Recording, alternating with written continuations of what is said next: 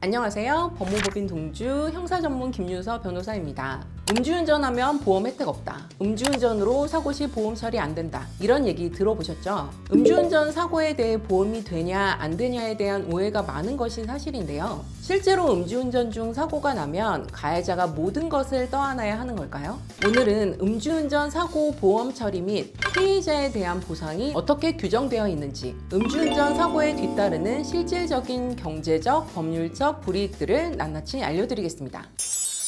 일반적으로 보험의 종류에는 두 가지가 있습니다. 자동차 보험과 운전자 보험인데요. 자동차 보험은 차량을 가진 분들이라면 다들 가입되어 있을 가능성이 높습니다. 자동차 운행 중 제3자에게 준 인적 물적 피해에 대한 대인 배상, 배물 보상이 우선되는 필수 보험입니다. 즉, 사고가 발생했을 때 상대방의 신체적, 재산적 피해를 보상하는 데 초점이 맞춰져 있는 타인에 대한 배상이 중심이 되는 구조죠. 반면 운전자 보험은 운전자 본인의 개인 책임에 대해 보장받을 수 있는 보험입니다. 사고 후 형사 절차까지 이어질 수 있는 상황을 대비해 형사적, 법률적 리스크를 보완하기 위한 건데요. 교통사고 처리 비용, 벌금, 변호사 선임 비용, 형사 합의금 등과 같은 부분에 대해 보장받을 수 있습니다. 다만 의무 가입이 아니기 때문에 필요에 따라 선택적으로 가입 여부를 결정할 수 있어요. 그 외에도 기타 보험이 있어요. 실비보험, 상해보험 같은 것들인데요. 본인 또는 제3자의 의료비, 상해 보장을 위해 고려해 볼 수 있는 보험입니다. 그럼 음주운전으로 사고가 났을 때 보험 처리는 어떻게 될까요?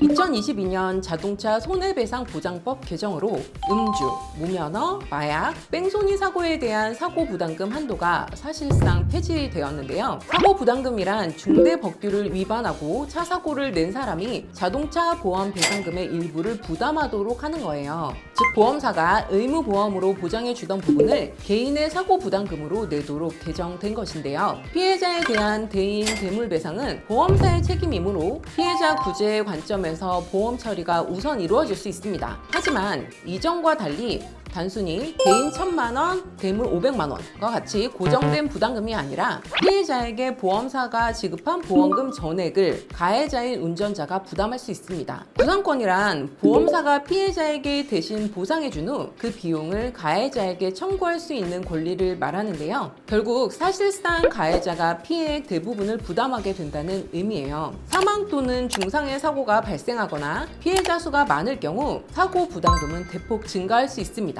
심지어 피해자가 여러 명일 경우 인원수만큼 배상액이 늘어날 수 있어요. 만약 차량은 나의 것이지만 내가 운전하지 않은 경우도 있을 수 있죠. 아들이 차 좀 빌려달라길래 빌려줬을 뿐인데요. 이렇게 억울해 하시는 분들도 있는데요. 만약 차량 소유주가 운전자 본인이 아니더라도 보험 약관에 따르면 음주운전 사실을 승인하거나 열쇠를 건넸을 경우에는 연대 책임이 발생할 수 있습니다. 운전자 보험은 어떨까요? 이럴 때 쓰려고 들어둔 것이 아니냐라고 생각하실 수도 있는데요. 안타깝지만 일반적으로 음주운전 등 중대 위법 행위는 면책 사유로 규정되어 있는 경우가 많습니다. 즉, 음주운전이라면 운전자 보험으로도 보호받기 어렵다는 것이 보험업계의 일반적인 경향입니다. 실비보험, 상해보험에서는 고의성이 없는 단순 사고일 경우 보험 청구가 가능할 수는 있는데요. 사고 경위, 진단서, 치료 경과, 사고의 중대성 등에 따라 보험사가 심사하면서 면책 여부를 결정합니다. 보험사별로 기준이 다르기 때문에 꼭 된다고 단정할 수는 없습니다. 따라서 운전자 보험이 있다고 해서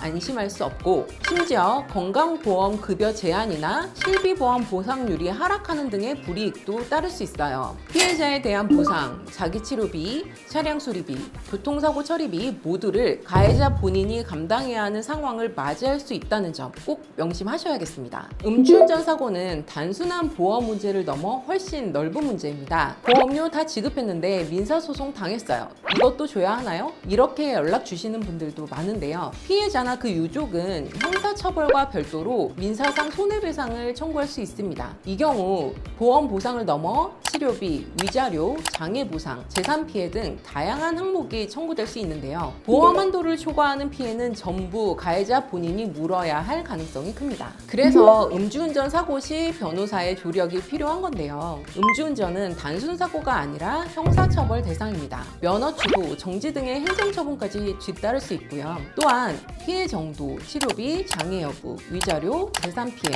사고 경위 등에 따라 보험사나 피해자 측 청구액이 천차만별일 수도 있고, 가해자 입장에서는 과도한 구상금 요구와 부당한 민사 청구로 인해 엄청난 금액을 감당해야 할 가능성도 있습니다. 보험사는 당연히 자신들이 기지급한 보험금에 대해 최대한 회수를 목표로 움직이겠죠. 우리에게 유리한 조건을 스스로 확보하고 입증해야 하는데 이것이 쉽지 않습니다. 특히 과실 비율 산정, 피해 입증, 손해 과다 청구 여부, 위자료 액수 협상 등 복잡한 쟁점들이 얽혀있기 때문에 사실상 전문가의 법률 자문이 필수입니다. 이런 경우 변호사와 함께 사고 경위 재검토, 책임 한계 검토, 협상 전략 수립 등 체계적으로 대응하는 것이 중요합니다. 어떻게 대응하느냐에 따라 훨씬 유리한 조건을 끌어낼 가능성이 있습니다.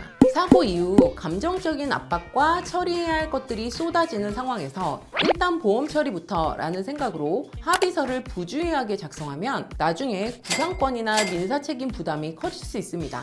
성급한 대응은 불리한 결과로 이어질 수 있다는 점을 꼭 기억하셔야 합니다. 보험금뿐만 아니라 경찰 조사, 피해자와의 합의, 면허 부재 등 다양한 방면에서 도움이 필요한 만큼 음주운전 사고에 연루되었다면 법률 전문가의 조력을 받아 대응하시기 바랍니다. 오늘은 음주운전 사고 시 보험 처리에 대해 알아보았습니다. 궁금증이 전부 해결되셨나요? 음주운전은 많은 불이익이 따르는 범죄입니다. 음주 한 잔 괜찮겠지? 라고 안일하게 생각했다가 상상 이상의 재정 폭탄이 기다릴 수 있습니다. 보험 있으니 괜찮겠지 생각하지만 현실은 그렇지 않다는 점 꼭 기억하시기 바랍니다. 그럼 저희는 다음에도 유익한 주제로 돌아오겠습니다. 감사합니다.